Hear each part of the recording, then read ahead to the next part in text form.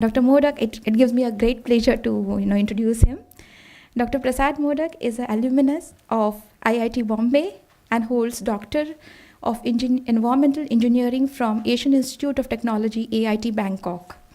Dr. Modak was professor at the Center for Environmental Science and Engineering at the IIT Bombay between 1984 to 1995. Currently, he is back again with his alma mater as the adjunct professor at the Center for Technology Alternatives and in rural areas, Sitara. Since 1996, he runs a strategic consulting company called as Environment Management Center, EMC LLP, that focuses on sustainability. He is also founder director of eConnect Knowledge Foundation that works on building awareness and imparting training. In addition, Dr. Modak is Chief Sustainability Officer at ILNFS Limited and Dean of ILFS Academy for Applied Development. Dr. Modak has worked with almost all key UN, multilateral and bilateral developmental institutions in the world. Apart from Government of India and various state governments, he has been an advisor. He has given his advice to various governments of Bangladesh, Egypt, Indonesia, Mauritius, Thailand and Vietnam. He has been invited by several international agencies, public bodies, professional journals and governments to serve as a jury and reviewer. He has authored and executed more than 400 consulting reports and trained more than 6,000 professionals. One of them is me. He across the world on environmental policy, establishment and operation of environmental and social management systems and waste to resource management are some of his areas of interest and expertise. Apart from the above, he has been a true mentor and a guide to many, one of them being me. I welcome Dr. Modak to give his views and opinions on the topic.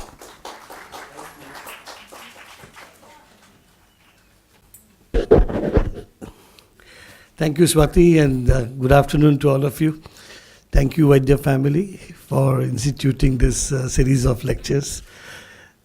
I'm very also happy to see that the audience here is, I think, if I'm right, architects, landscape architects, planners, and the topic is also what you have assigned is very interesting.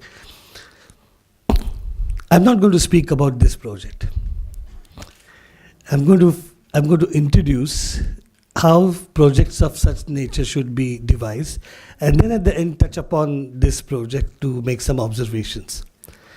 So it's going to be, in some sense, setting the scene, so to say, and then I'm sure the other speakers will go more specific on this project and give their opinions. My idea in this presentation is to present to you a environmental social management framework approach. And in many ways, this becomes an umbrella concept. And then we see how projects like the coastal road will fit in if there was indeed an environmental social management framework governing the investments happening in the infrastructure of this city. Next slide, please. When we talk about development projects, our intention is always good. We want to see something good to happen. We want something where there is going to be some benefit to the society, improvement in the quality of life of people. But although we have these intentions, good intentions, there's bound to be some environmental and social issues. And many of these, in few cases, are issues of concern. We got to deal with these issues, and their criticality could mean either we sometimes don't go with the project, or we influence the project, or we add a set of mitigatory measures to the project, or we undertake some enhancement measures so that we can address these environmental and social issues. Next slide. We also now realize that environmental social issues are indeed material. It's not something that it's the ethos, our interests to protect the environment is the driver, but we also see that there is an implication on economic terms when we want to deal with this environmental and social issues. And in some cases, the cost of the project, because we want to address these issues in the mitigatory activities, they cost more. And in some cases, we find that we cause, in some sense, damage to the environment, either during acquisition of land or undertaking construction, during operation, also closure. And these would have economic implications of restoration. And in some cases, the stakeholders object to the project. The projects do get delayed, and that leads to cost escalations. And there are cases also where projects have to be abandoned. That leads to a situation where the investor or developers, you find them getting affected. And it could be private sector, it could be government. But indeed, all these would mean that environmental social issues do have economic or material implications. Next slide, please. Now, one of the strategies we've been using for years is that we ask for environmental impact assessment, and that is in our system notified. We have a EIA notification, and that was in 1994, and subsequently you see several amendments being done, new processes getting introduced, and that requirement, we feel, is a good way to address the environmental and social impacts upfront. So before we clear the project, we want to ensure that these issues are properly identified and dealt with. Yeah. I think you can make a, whenever I will pause, you can just keep skipping, right? No, can you just go back? The issue remains that when we talk about environmental impact assessment and the notification, to what extent do we address social issues, and do we have a good system to conduct social impact assessment? That's one question to look at. We also, apart from the EIA notification, have a huge canvas of different laws and regulations. And they cover water and air and waste, and we have zoning happening through the coastal regulatory zones. And then we have forests and wetlands and wildlife related rules and regulations. So it's really a lot of things put together when an environmental clearance gets granted. This is a fundamental question, that if I were to be compliant with the law and the requirements of rules and standards, is it sufficient? Does it then mean that if I were to be a compliant, is it an environmentally sound and socially acceptable project?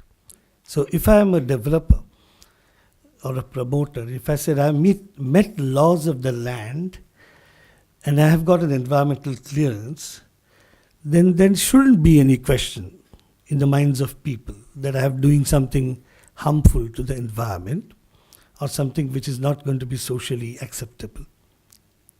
Do you believe? Is compliance enough? You don't. Then what's the effectiveness of compliance? If you say that being compliant is not good enough, what is the role of compliance? Anybody? Is it just a checklist, checkbox?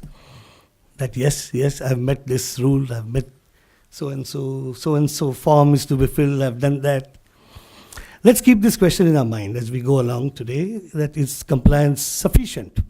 Obviously, the answer is not, that it is not sufficient. We have that kind of a discomfort in our mind to accept that any project which comes to you, coastal zone road project, has got an environmental clearance, then why do we have this debate today? If there was enough wisdom and confidence in the judgment taken by the Environmental Clearance Committee, we don't need to sit here today and discuss this project. So surely something is not sufficient or not enough.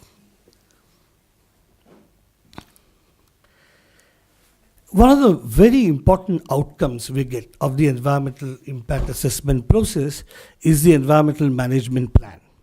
And that's the real meat of the entire exercise. And this environmental management plan spells out preventive and mitigative measures, not just mitigative, but preventive and mitigative measures, a well-placed monitoring plan, it estimates resources required, and importantly, it also looks at the delivery capacity of the institution in terms of offering training and capacity building, and then assigns roles and responsibilities.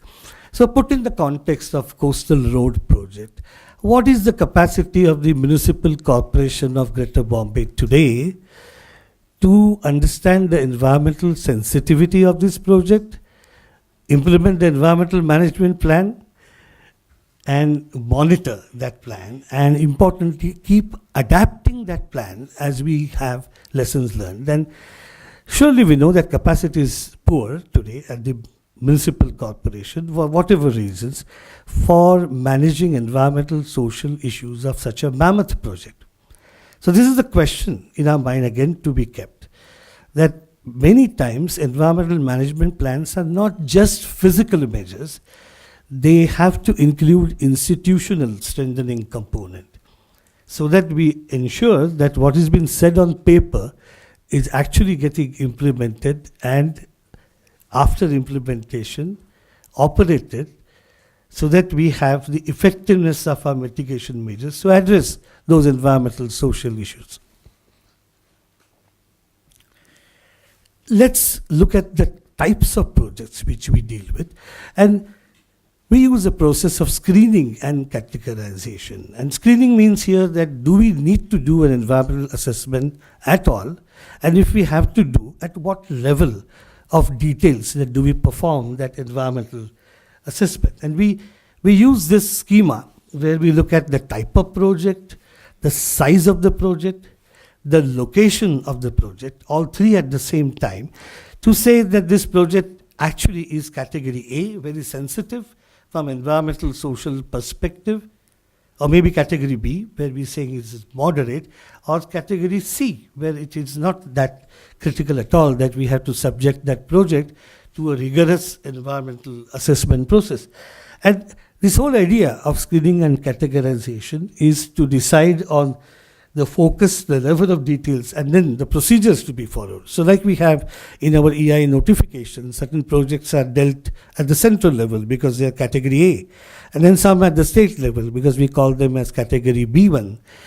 And many financing institutions today use ABC terminology of category A, B, C, typically by World Bank or Asian Development Bank. So surely the first step is that if somebody comes to us with a development project, we want to know what category it is lying, and then accordingly we will have to apply the effort level, the level of details, depending on that category, right? So this is the first step. Coastal Road project is certainly a high sensitive project on environmental social front, so category A is what it would be. Now, if we keep looking at projects one after another, A, B, or C, you would realize that there is an approach, what we call as a programmatic environmental impact assessment, where what we essentially do is we now look at environmental social management plans in a prescriptive mode.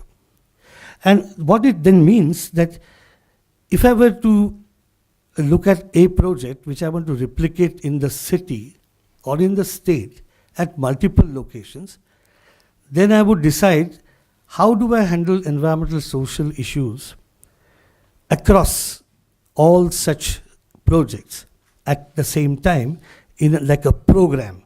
And that gives me an advantage to be consistent the way I will handle environmental and social issues, but I'll also have an opportunity to localize or customize the treatment of environmental social issues where this project is getting replicated. And in that process, I insert best practices.